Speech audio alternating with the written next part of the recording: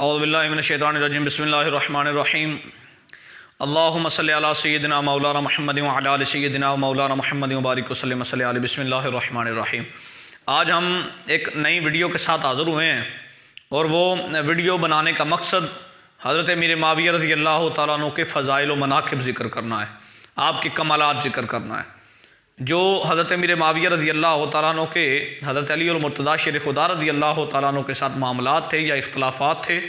وہ ہم ایک نئی ویڈیو میں ذکر کریں گے اور اصل معاملہ آپ کے سامنے گوش گزار کریں گے۔ آج کی ویڈیو میں صرف اور صرف حضرت امیر معاویہ رضی اللہ تعالیٰ عنہ کے فضائل ذکر کریں گے، چونکہ بر صغیر پاک و ہند میں یہ فضا بہت عام ہے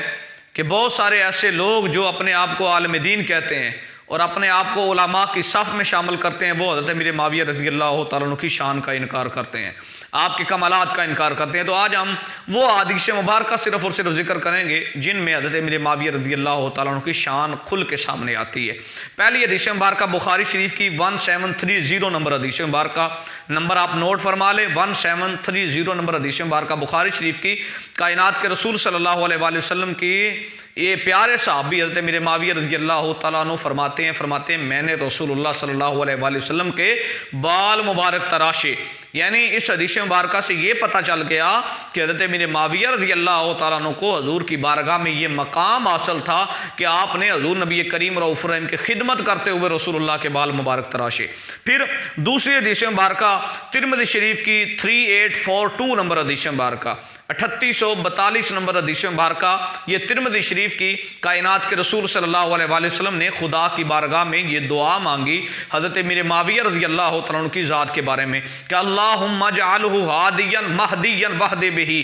کہ اے اللہ حضرت امیر معاویہ رضی اللہ تعالیٰ عنہ کو ہدایت والا بنا دے، ہدایت یافتہ بنا دے اور اس کے ذریعے لوگوں کو ہدایت نصیب فرما دے۔ یعنی اب اس حدیث مبارکہ میں ایک تو حضرت امیر معاویہ رضی اللہ تعالیٰ عنہ کے بارے میں رسول اللہ صلی اللہ علیہ وآلہ وسلم نے دعا فرمائی، اور دوسرا حضور نبی کریم رؤوف الرحیم نے حضرت امیر معاویہ رضی اللہ تعالیٰ عنہ کے بارے میں ہدایت کی دعا فرمائی۔ اور یہ یاد رکھیے کامل ایمان یہ ہے جس کے بارے میں رسول اللہ کے ہاتھ اٹھ جائیں دعا کے بارے میں، اور پھر دعا بھی ہدایت والی ہو۔ حضرت امیر معاویہ وہ ہیں جن کے بارے میں کائنات کے رسول نے ہدایت کی دعا مانگی ہے۔ اب حضرت امیر معاویہ رضی اللہ تعالیٰ عنہ کو کبھی راہ سے بھٹک نہیں سکتے، کیونکہ جس کے بارے میں رسول اللہ ہدایت کی دعا فرما دے پھر وہ کبھی راہ سے بھٹک نہیں سکتا۔ پھر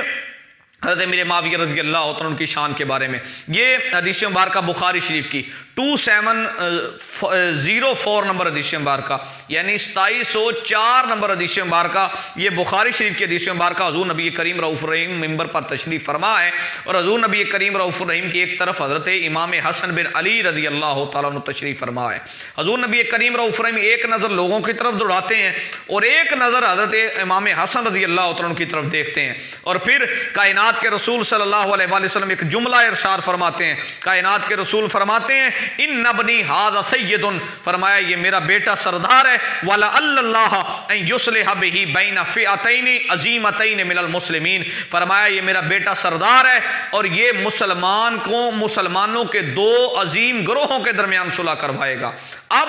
ایمانداری سے بتائیے کہ حضرت امیر معاویہ رضی اللہ تعالیٰ عنہ کے ساتھ حضرت امام حسن نے صلح کی ہے یا نہیں؟ اس صلح کے بارے میں ایک تو رسول اللہ صلی اللہ علیہ وآلہ وسلم نے بشارت ارشاد فرما دی، اور پھر دوسرا حضور نبی کریم رؤوف الرحیم نے اس گروہ کو یعنی حضرت امیر معاویہ رضی اللہ تعالیٰ عنہ کے گروہ کو عظیم گروہ قرار دیا، اور تیسرا حضرت امیر معاویہ رضی اللہ تعالیٰ عنہ کو مسلمان گروہ قرار دیا۔ اب حضرت امیر معاویہ رضی اللہ تعالیٰ عنہ کے بارے میں جو زبان درازی بندہ کرے گا اس حدیث مبارکہ پہ پہلے غور کر لیجئے، اس حدیث مبارکہ کا پہلے مطالعہ کر لیجئے۔ کائنات کے رسول صلی اللہ علیہ وآلہ وسلم نے حضرت امیر معاویہ رضی اللہ تعالیٰ عنہ کے گروہ کو مسلمان گروہ قرار دیا ہے۔ پھر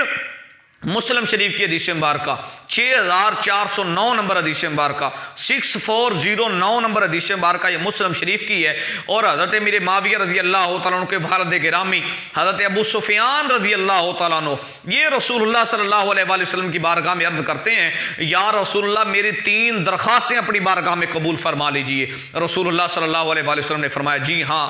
حضرت ابو سفیان رضی اللہ تعالیٰ عنہ نے پہلی درخواست جو رسول اللہ کی بارگاہ میں رکھی وہ یہ تھی، حضور نے فرمایا میری ایک بیٹی ہے ام حبیبہ جو عرب کی حسین و جمیل عورت ہے، آپ اسے اپنے نکاح میں قبول فرما لیجئے۔ رسول اللہ صلی اللہ علیہ وسلم نے قبول فرما لیا۔ پھر دوسری درخواست حضرت ابو سفیان رضی اللہ تعالیٰ عنہ نے رسول اللہ کی بارگاہ میں یہ عرض کی کہ میرا ایک بیٹا ہے امیر معاویہ، اسے آپ اپنا حاضر خدمت کاتب وحی بنا لیجئے۔ حضور نبی کریم رؤوف الرحیم نے یہ بھی قبول فرما لیا۔ اور تیسرا حضرت ابو سفیان رضی اللہ تعالیٰ نے عرض کی کہ مجھے ایک لشکر کا سردار بنا دیجئے تاکہ میں جس طرح مسلمانوں کے خلاف ایک سپہ سالار بن کے لڑا کرتا تھا اس طرح میں کفار کے خلاف بھی جہاد کرنا چاہتا ہوں۔ رسول اللہ صلی اللہ علیہ وآلہ وسلم نے حضرت ابو سفیان کی 3 درخواستوں کو قبول فرما لیا۔ اب حضرت امیر معاویہ رضی اللہ تعالیٰ عنہ کی شان کے بارے میں اب کھل کے اگر سمجھنا چاہو تو ایک بات سمجھ لو، حضرت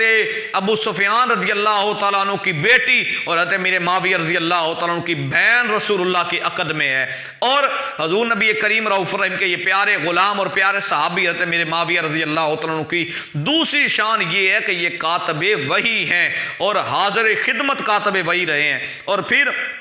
اور حدیث مبارکہ یہ بخاری شریف کی 2924 نمبر حدیث مبارکہ 2924 نمبر حدیث مبارکہ حضور نبی کریم رؤوف الرحیم نے فرمایا میری امت کا سب سے پہلا لشکر جو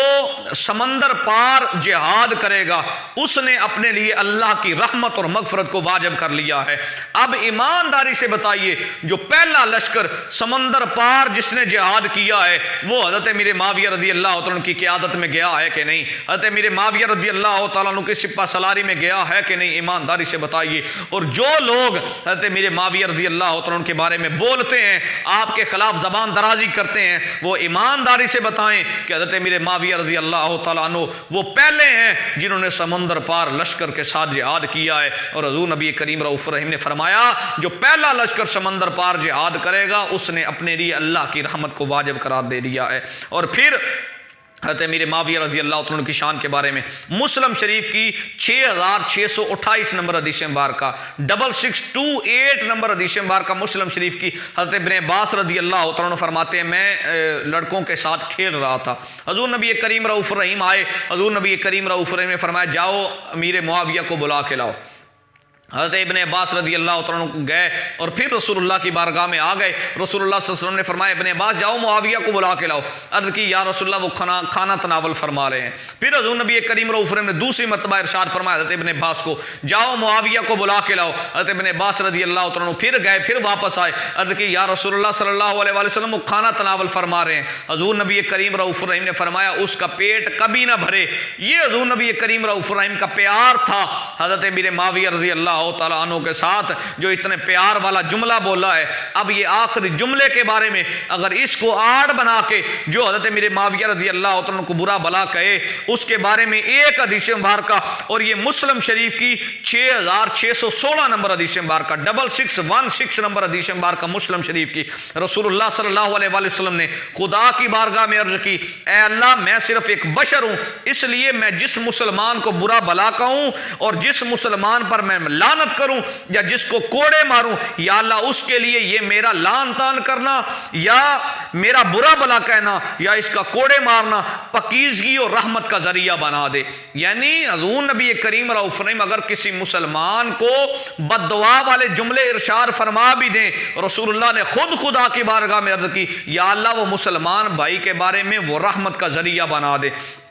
اور حضرت امیر معاویہ رضی اللہ عنہ کو جو جملے بولے ہیں کہ اللہ اس کا کبھی پیٹ نہ بھرے، یہ حضرت امیر معاویہ رضی اللہ تعالیٰ عنہ کے رسول اللہ صلی اللہ علیہ وسلم کے ساتھ پیار تھا اور پیار کا اظہار فرمایا۔ اور پھر آخری حدیث مبارکہ حضرت امیر معاویہ رضی اللہ تعالیٰ عنہ کی شان کے بارے میں، آپ کے کمالات کے بارے میں، اور یہ ترمذی شریف کی حدیث مبارکہ 2755 نمبر حدیث مبارکہ 2755 نمبر حدیث مبارکہ ترمذی شریف کی امیر معاویہ رضی اللہ تعالیٰ عنہ ایک مرتبہ گھر سے باہر نکلے اور حضرت عبداللہ بن زبیر رضی اللہ تعالیٰ عنہ اور ابن صفوان رضی اللہ تعالیٰ عنہما یہ دونوں صحابہ یہ انہیں دیکھ کر احتراماً کھڑے ہو گئے تو حضرت میرے معاویہ رضی اللہ تعالیٰ عنہ نے فرمایا بیٹھ جاؤ، میں نے رسول اللہ صلی اللہ علیہ وآلہ وسلم سے سنا ہے جو شخص یہ پسند کرے کہ لوگ استقبال کے لیے کھڑے ہوں اس کے سامنے اور باادب کھڑے ہوں، وہ اپنا ٹھکانہ جہنم میں بنا لے۔ اب اس حدیث مبارکہ پہ غور کیجئے، ایک تو حضرت میرے معاویہ رضی اللہ تعالیٰ عنہ کا صحابہ کی نظر میں کیا مقام تھا،